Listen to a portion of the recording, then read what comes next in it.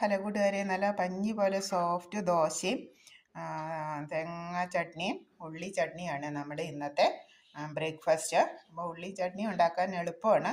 നമ്മൾ നന്നായി തൊലി പൊളിച്ച് കഴുകി വൃത്തിയാക്കി എടുത്ത് പൊടിയായി അരിഞ്ഞ് ആവശ്യത്തിന് ഉപ്പും ചേർത്ത് നമ്മൾ അല്പം ഒരു പാൻ വെച്ച് എണ്ണ ചൂടാക്കി അതിലേക്ക് ഇടുന്നു.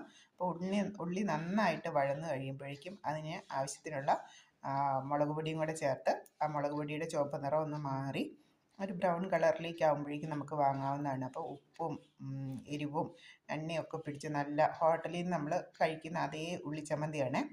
പിന്നെ തേങ്ങാ ചട്നി അരയ്ക്കുന്നത് എല്ലാവർക്കും അറിയാം, നമ്മൾ എപ്പോഴും വീടുകളിൽ ചെയ്യാവുന്നതാണ്. അതും ഒന്ന് ഞാൻ ഇട്ടിട്ടുണ്ട്, വീണ്ടും അത് പറയുന്നില്ല. പിന്നെ നമ്മുടെ ദോശയുടെ കാര്യമാണെങ്കിലും ദോശമാവ് പുളിക്കുന്നത് ഞാൻ ഇതിനു മുമ്പൊരു വീഡിയോ ഇട്ടിട്ടുണ്ടായിരുന്നു. അപ്പോൾ ഇത് കണ്ടിട്ടില്ലാത്തവർ ആ വീഡിയോ ഒന്ന് കാണുന്നത് നല്ലതാണ്. ഒന്നുകൂടി ഒന്ന് പറയാം. നമ്മൾ പച്ചരി എടുക്കുന്നു, അതോടൊപ്പം തന്നെ ഞാൻ ഈ വെള്ളയരിയും കൂടെ ചേർക്കും. നമ്മുടെ റേഷൻ കടയിൽ നിന്നാണ് ഞാൻ ഈ പച്ചരിയും വെള്ളയരിയും ഒക്കെ നമുക്ക് റേഷൻ കടയിൽ നിന്ന് കിട്ടുന്ന അരിയാണ് ഞാൻ ദോശ ഇഡ്ഡലിയൊക്കെ ഉണ്ടാക്കാനായിട്ട് ഉപയോഗിക്കുന്നത്. അപ്പോൾ ഒരു ഗ്ലാസ് പച്ചരി എടുക്കുകയാണെങ്കിൽ ഒരു ഗ്ലാസ് വെള്ളയരിയും കൂടി ചേർത്തെടുക്കുന്നു. അതിന് ആനുപാതികമായിട്ടുള്ള ഉഴുന്നും ചേർത്തെടുക്കുന്നു. അത് നമ്മൾ ഒരു 8 മണിക്കൂർ കുതിരാനിടണം. കുതിർന്ന് കിട്ടിക്കഴിഞ്ഞാൽ വൈകിട്ട് നന്നായിട്ട് നല്ല തരിതരിയൊന്നുമില്ല, നമ്മൾ തൊട്ട് നോക്കണം മാവ് അരച്ച് കഴിയുമ്പോഴേക്കും. അപ്പോൾ തരിതരിയൊന്നും ഇല്ലെങ്കിൽ നമുക്കത് അരഞ്ഞു വന്ന് ബോധ്യപ്പെടും.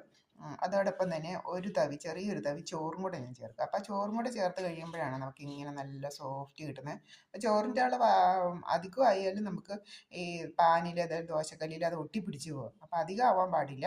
ചെറിയൊരു തവി മാത്രം, നമ്മൾ ഇട്ടിരിക്കുന്ന അരിയുടെയും ഉഴുന്നിൻ്റെയൊക്കെ അളവനുസരിച്ച് അതിന് ആനുപാതികമായിട്ട് വളരെ കുറച്ചുള്ളെങ്കിൽ ഒരു തവി തന്നെ വേണമെന്നില്ല, ഒരു തവിയോ ഒരു സ്പൂണോ ഒക്കെ മതി.